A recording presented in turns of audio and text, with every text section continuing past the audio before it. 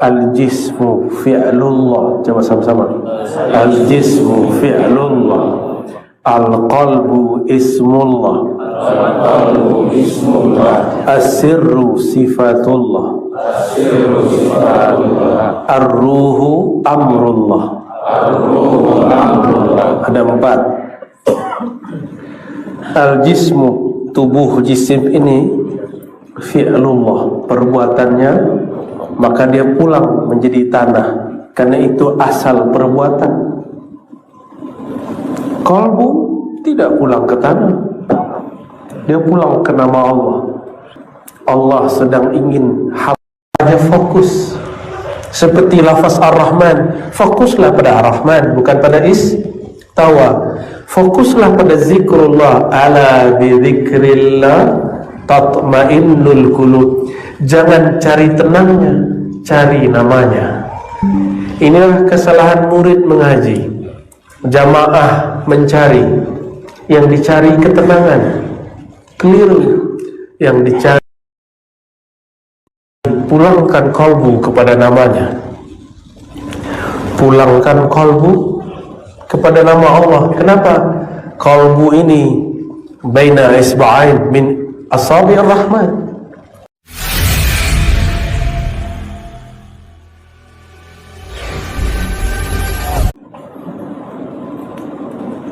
Mau ngaji apa Pak Haji? Mau ngaji kalbu?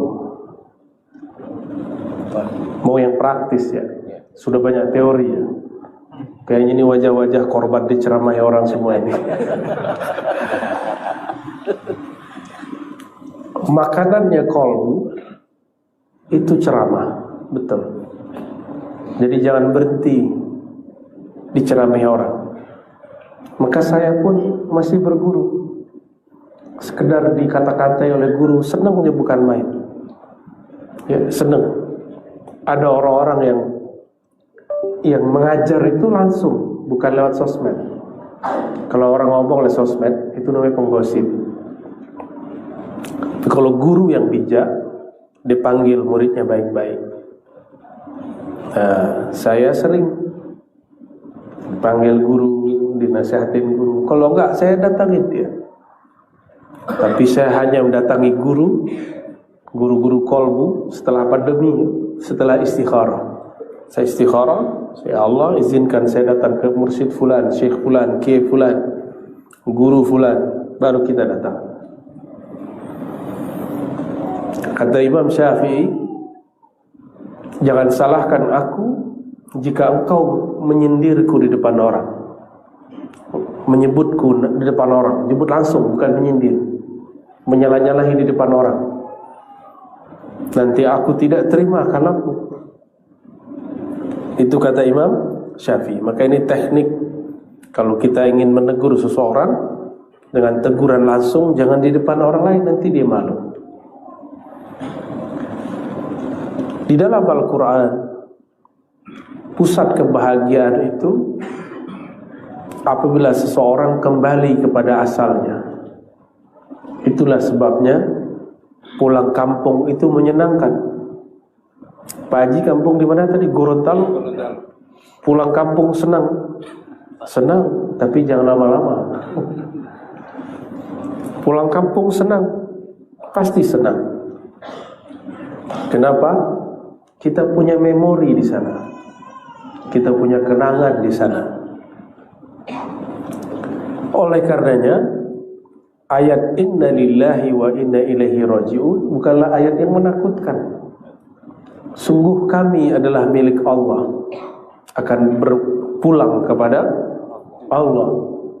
Tubuh ini perbuatan Allah, sumbernya tanah. Tanah itu kunnya Allah. Kun. Apa arti kun? Wahai tanah, hendaklah engkau menjadi tubuh seorang manusia. Menjadilah. Jadi tanah yang kita injak setiap hari, yang kita makan darinya setiap hari, itu adalah kun Allah, atau bahasa lainnya perbuatan af'al Allah. Apa bahasa Arabnya? Af'al Allah. Jadi tubuh berpulang kepada Allah itu af'alnya. Itu bahagianya tubuh. Makanya kita ini senang sekali ke tempat yang banyak pohon, benar tak? Saya dengar kemarin beberapa jemaah habis tadabbur dengan imam besar, ya, di tempat yang sejuk. Ya, kenapa? Karena tubuh ini, mata ini mesti dimanjakan dengan tempat-tempat yang rindang, yang hijau. Itulah tempat berpulangnya tubuh. Itulah hakikatnya. Namun kita masih ada yang lain, ada qalbu, ada ruh. Ruhani ini berasal daripada ruh yang Allah hembuskan, yang merupakan amrullah, rahasianya Allah. Dia mesti berpulang kepada Allah, berpulang kepada ruh. Alamul amr, kata Imam Ghazali. Alamul amr, alamnya amr. Apa alamul amr? Itulah rahasia Allah. Maka ada ungkapan, ini boleh dibaca sama-sama. Al-jismu fi'lullah. Coba sama-sama. Al-jismu fi'lullah, al-qalbu ismullah, al-qalbu ismullah, as-sirru sifatullah, as-sirru sifatullah, ar-ruhu amrullah. ar-ruhu amrullah. Ada 4. Al-jismu, tubuh jisim ini, fi'lullah, perbuatannya, maka dia pulang menjadi tanah, karena itu asal perbuatan. Qalbu tidak pulang ke tanah, dia pulang ke nama Allah. Itulah sebabnya qalbu ini gelisah jika nama Allah tidak masuk ke dalamnya. Seperti dompet kita gerak-gerak kalau tidak ada isinya. Ya, cardnya itu, kartu ATM-nya itu kayaknya mau terbang kalau tidak ada isinya. Gelisah. Supaya tenang bagaimana? Isi. Ini ayat Allah. Jika urusan duniawi kita senang isi dompet, dompet digital, sekarang dompetnya di handphone, betul? Maka isilah dompetnya qalbu. Qalbu itu mata uangnya cuma satu, nama Allah. Tapi nama Allah itu serinya banyak. Ada Allah, ada Rahman, ada Rahim, ada Kudus, ada Salam. Semua itu adalah mata uang yang menyenangkan qalbu. Itulah makna ayat ala bidzikrillah. Itu dalam bahasa Arab ada seni Allah berkalam. Ketahuilah, ala, biasanya jar majrur bi zikrillah itu objek ditaruh di belakang.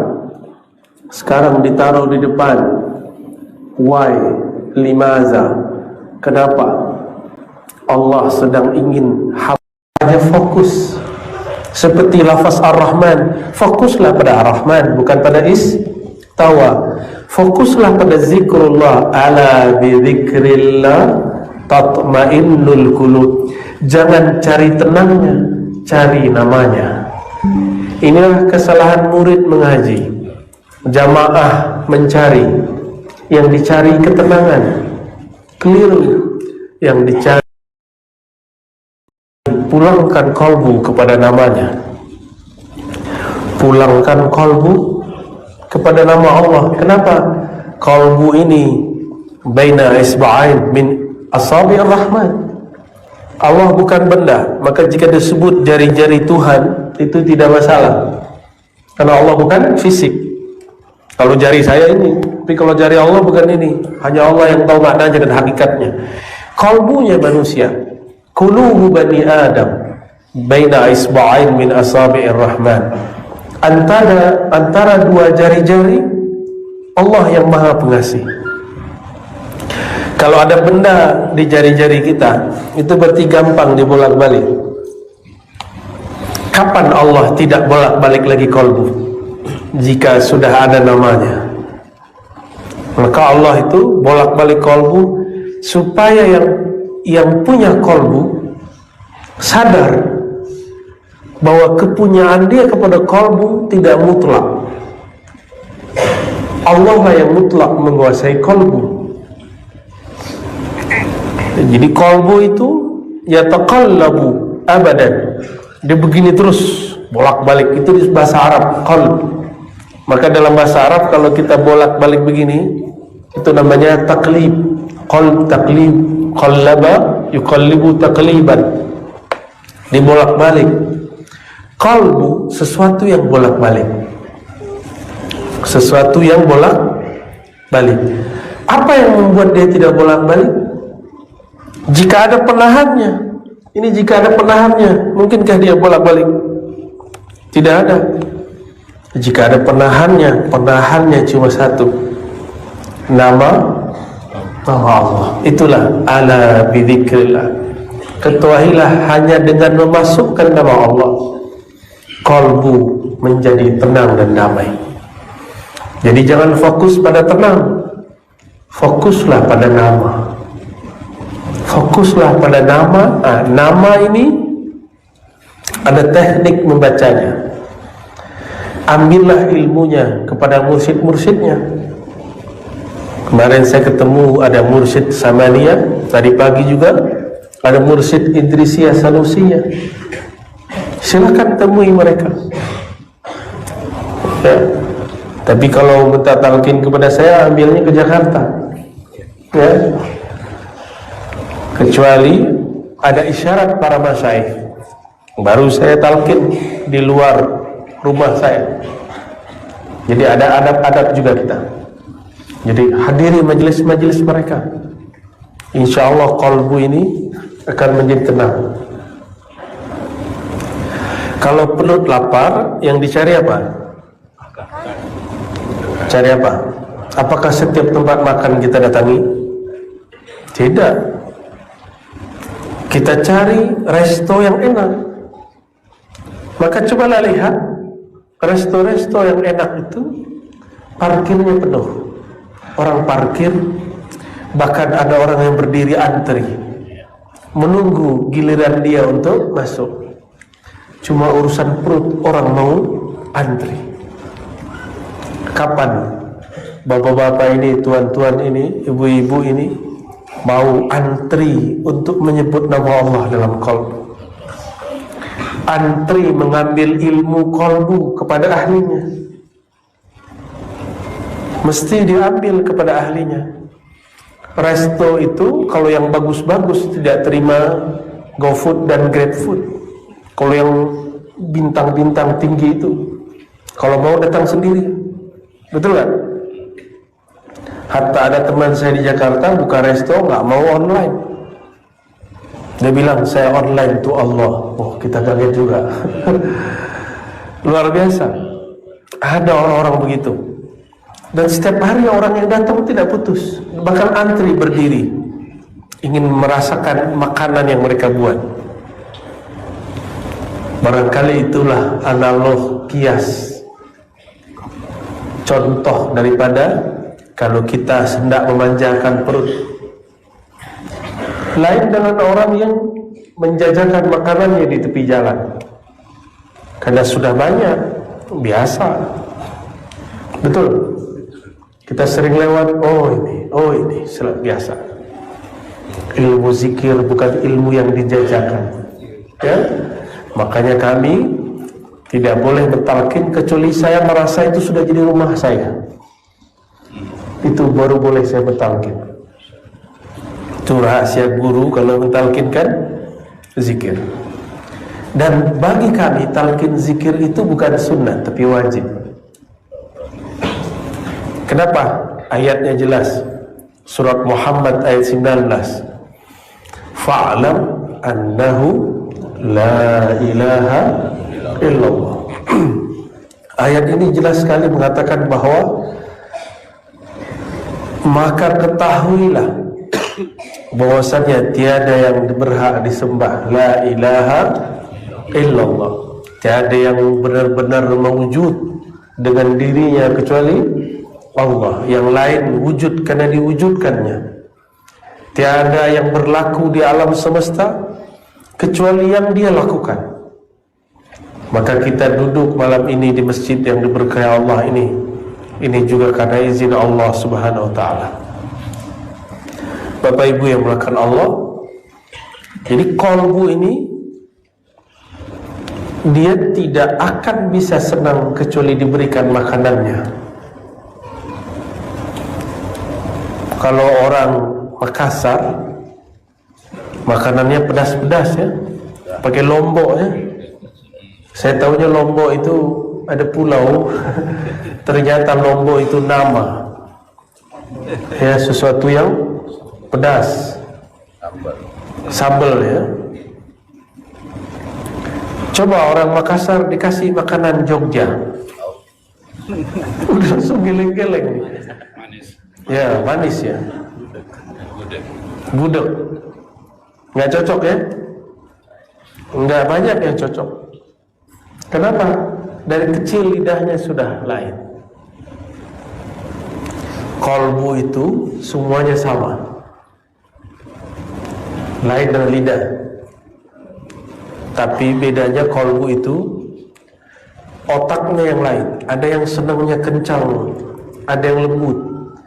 Silakan nanti Bapak Ibu cari guru mana yang cocok, yang zikirnya keras atau zikirnya lembut, yang zikirnya berteriak atau zikirnya diam. Itu tergantung selera. Apakah boleh saya yang suka pedas lalu mencaci maki orang yang suka makan manis? Tidak boleh. Apakah boleh saya yang suka manis lalu merendahkan orang yang suka pedas? Tidak boleh. Namun banyak ustaz kata orang sini ya, dia merendahkan orang yang beda selera. Itu gagal faham. Saya khawatir jika dia baca kitabnya kurang banyak. Jika dia baca Quran, kurang mentadabburi Quran. Karena di Quran itu ada ayat perintah zikir keras, ada ayat perintah zikir lembut, ada semua. Kalau sulit mencari, carilah kitab Al-Azkar Imam Nawawi, sudah diterjemah. Kalau bahasa Arabnya sudah lupa, baca kitab Al-Azkar. Oh, tapi kata si ustaz dari sini Pak, dari Makassar, Imam Nawawi itu sesat. Imam sesat. Kalau Imam Nawawi sesat, ente apa? Kalau Imam Nawawi sesat, kamu apa? Jika Imam Nawawi bid'ah, dia mungkin dolalahnya. Kita sedih sekali jika ada orang-orang seperti itu. Apa kata Imam Nawawi menyimpulkan banyak ayat? Zikir itu ada yang lembut, ada yang keras, ada yang dengan lisan, ada yang dengan qalbu. Yang paling bagus digabung. Lisan iya, tubuh iya, qalbu pun juga. Itu Imam Nawawi, thariqah Imam Nawawi. Tapi Imam Bahauddin Naqsyabandi tidak. Dia mengatakan afdhalul dzikri ma khafi, mengikuti sebuah riwayat asar sahabat Nabi dan tabi'in. Khairul dzikri ma khafi, sebaik-baik zikir yang lembut. Lain lagi dengan Syekh Saman. Syekh Saman gabung, mix. Untuk murid yang hatinya keras, zikirnya mesti keras. Untuk murid yang hatinya sudah lembut, zikirnya lembut. Tergantung selera. Jemaah yang memuliakan Allah, jadi qalbu mesti dikembalikan kepada asalnya. Apa asalnya qalbu? Menyebut nama Allah. Maka tadi al-jismu fi'lullah, al-qalbu ismullah. Ya, qalbu itu isimnya Allah, nama Allah. Semakin banyak nama masuk, dia semakin tenang, semakin tenang, semakin tenang. Ada satu riwayat Bani Israel diriwayatkan oleh Imam Baihaqi dan Imam Tirmizi. Hadisnya sahih, bahwa nanti di hari kiamat ada seseorang yang tidak punya amal baik secara zahir, ditimbang, dicetak semua laporan amalnya, sejauh mata memandang laporan amalnya maksiat, dosa.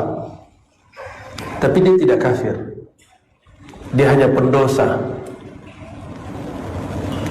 Melihat hasil seperti itu, ditimbang semua dosanya dan amal baiknya nol. Langsung amal buruknya lebih berat.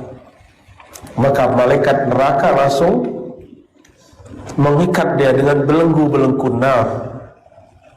Ketika ditarik, Allah berkalam, bertitah, "Wahai malaikatku, apakah kalian telah membedah isi dadanya?" Lalu para malaikat mengatakan, "Belum ya Rabb." Maka dibedahlah isi dadanya. Apa yang terjadi? Jantungnya menyebut nama Allah. Allah. Allah. Coba dibaca, Pak. Allah. Allah. Allah. Coba lisannya dikunci. Baca Allah. Saya baca dengan lisan, Bapak baca dengan qalbu. Allah. Lidah dikunci. Allah. Ya Allah.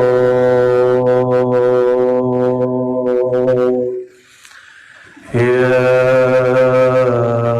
Allah.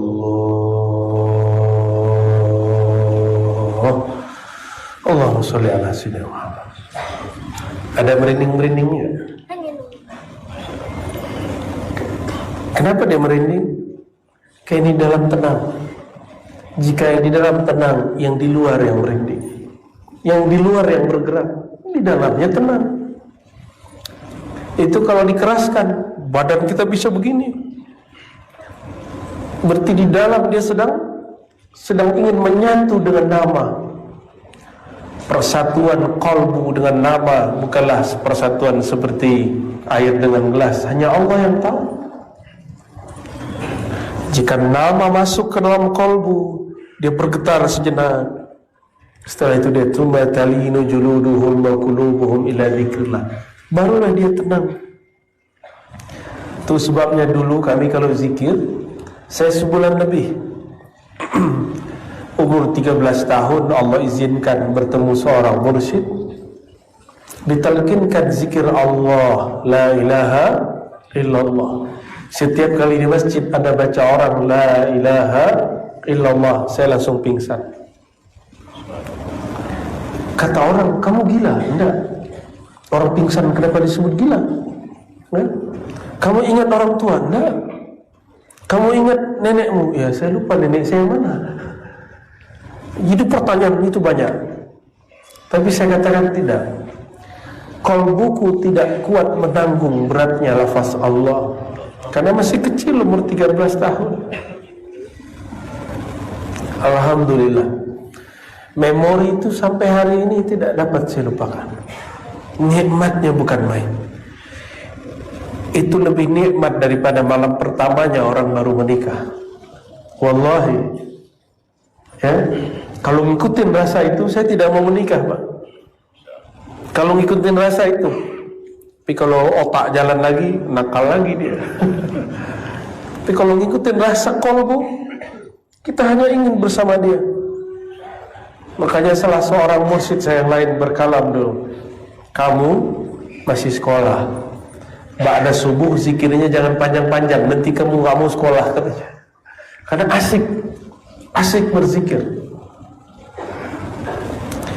Anak-anak kita ini ada mainan baru apa namanya sekarang yang blok-blok, lato-lato. Punya dek? Punya? Lato-lato. Itu lato-lato, kalau anak-anak lagi main dia lupa minum. Ada handphone pun tidak dilirik. Asik. Nanti ketemu temannya di luar, dia kumpul lagi, lebih asik lagi. Anak-anak jika ketemu mainannya maka ditinggalkan mainan yang lain. Paham maksudnya? Mainan duniawi itu sampai di otak. Tapi kalau kalbu dapat mainan nama Allah, dia akan tinggalkan yang lain. Ya, itu sebabnya sahabat-sahabat Nabi 10 hari terakhir Ramadan iktikaf. 10 hari terakhir iktikaf. Doain, saya lagi buat tempat iktikaf di Jakarta. InsyaAllah, tempat khalwat, tempat zikir 10 hari bulan Rajab, 10 hari bulan Ramadan, 10 hari Zulhijjah. InsyaAllah, mohon doanya. Biar nanti yang sudah tidak sempat lagi menyantri pesantren rohani di sana, 10 hari cukup pulang. Biar ada amalan pulang. Tidak hanya pulang ke rumah, tapi pulang ke hadirat Allah Subhanahu wa ta'ala. Ba'da subuh, ba'da zikir, istirahat sejenak, nanti duhanya ngaji, baca kitab, kita syarah kitab, tadabbur Quran, nanti zikir lagi, sholat duha. Ba'da zuhur, zikir lagi, lalu istirahat. Ba'da asar, zikir, lalu ngaji, baca kitab. Begitu terus. Malam-malam dikurangi tidur paling cuma sejam, 2 jam, paling lama 3 jam. Lalu berzikir di saat orang tidur, kalbu diisi. Kenapa ada orang kaya, ada orang tidak kaya? Karena orang kaya, di saat dia mau tidur pun dia masih memikirkan gimana cara mau kaya. Lain dengan orang-orang yang tidak mau kaya, dia hanya mau kaya dengan angan-angannya. Lalu mengatakan seandainya. Lebih banyak mengatakan seandainya. Itu yang disebut oleh Imam Nu'tailah. Angan-angan itu ciri-cirinya tidak ada actionnya. Tapi cita-cita pasti dimulai dengan aksi. Jadi kita mau jadi apa, aksinya apa? Semoga malam ini adalah aksi pertama untuk ingin mengenal Allah Subhanahu wa ta'ala, ya.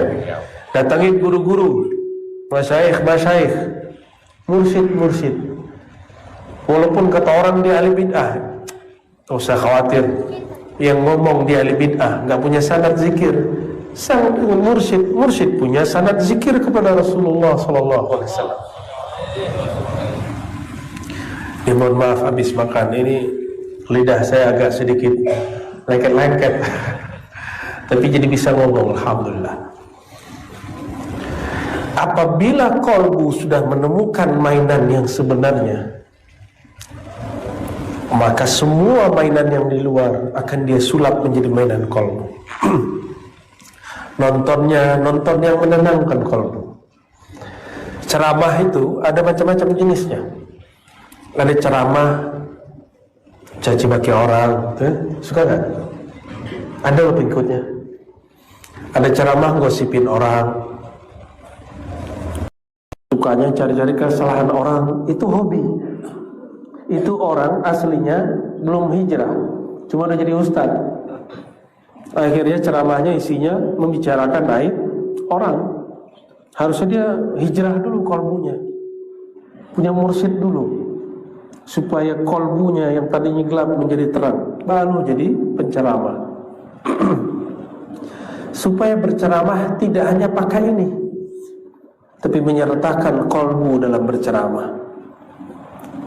Anak kecil, walaupun akalnya belum sanggup, tapi kalbunya bisa sanggup terima.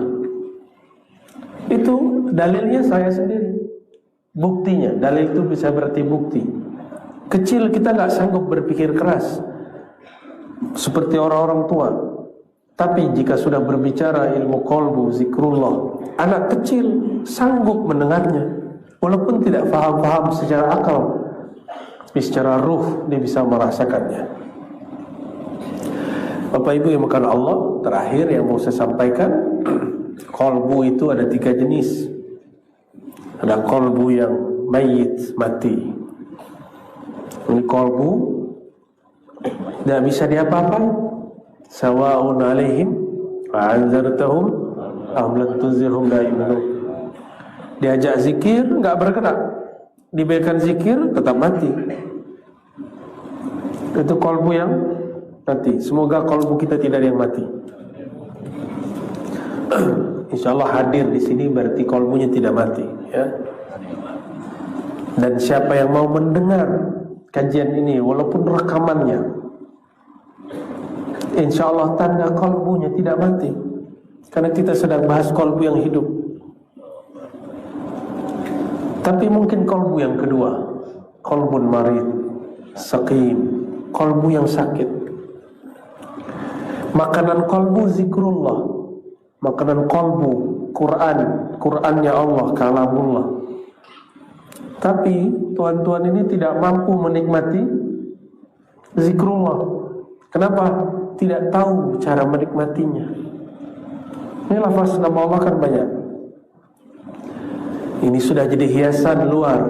Kapan dia menjadi hiasan di dalam? Nyamankah mata melihat ini? Nyaman? Ini bagus, tapi lampunya mati. Bisa dinikmati? Tak bisa dinikmati. Maka lampunya itulah iman. Orang yang percaya maka bercahaya kolbunya. Tinggal diisi, dihias nama-nama Allah. Satu nama cukup. Allah akan terang, akan indahnya luar biasa. Allah, Allah, Allah, Allah, Allah. Nanti tinggal diganti Allahur Rahman, Allahur Rahim. Barulah benar kalam ulama, qalbul mu'min baitullah, qalbul mu'min arsyullah. Qalbunya orang beriman baitullah, masjid. Masjid dibuat kaligrafi. Oleh karena itu Imam Bahauddin An-Naqsyaband mengatakan apa? Aku mengukir kolbuku dengan nama Allah. Lalu Allah memberikan cahaya. Indahnya bukan main. Jangan-jangan kolbunya kosong nih. Ini kalau ada bangunan tidak diisi, tidak ada yang masuk, gimana? Siapa yang tinggal dalam? Ular. Jangan-jangan ada ular di sini. Siapa yang tinggal? Binatang-binatang berbisa. Makanya ketika orang mendekat kepada rumah kita, rumah tubuh ini, orang-orang tersinggung dengan lisan kita. Orang-orang sakit hati. Kenapa? Karena tidak pernah dibersihkan dari ular, dari kalajengking. Masuk ke dalam, paham? Kenapa? Pintunya tidak pernah dibuka. Tidak ada angin yang masuk. Nama ibundanya Bu Hajah Fatimah Atirah, ya. Atirah itu artinya bau harum surgawi. Bau harum surgawi. Dan atiratul qulub hubbun Nabi sallallahu alaihi wasallam. Pengharum kolbu, kalau tadi kaligrafinya, penerangnya, pengharumnya adalah baginda Rasulullah sallallahu alaihi wasallam. Di bumi Nabi Muhammad sallallahu alaihi wasallam jika jalan, itu tempat yang beliau lewati harum. Sekian menit semua orang tahu sang baginda baru saja lewat. Sama jika kolbu ini sudah dilewati oleh nama sang baginda Nabi Muhammad SAW, itu kolbu akan harum. Jika dia berkalam, kalamnya harum. Jika dia berkata-kata, katanya indah. Sudahkah kolbu ini harum dengan nama Sayyidina Muhammad SAW? Sudah belajar sirah Nabi, tapi suka menyalahkan orang, suka merendahkan orang beda faham, berarti nama Rasulullah belum bertahta di dalam. Jika rumah tanda rumah orang Islam biasanya, walaupun ini tidak wajib, ada kaligrafi Allah Muhammad, betul. Sama di sini juga harus ada dua nama itu, dua sifat Nabi Muhammad SAW, ya, juga harus ada. Ya, menyenangkan orang lain. Jangan nunggu disapa orang, sapa orang dulu. Jangan nunggu kita gini tangan orang mengulurkan salam, kita dulu yang salam. Adakah yang hadir ini lebih mulia dari Rasulullah SAW? Tidak ada.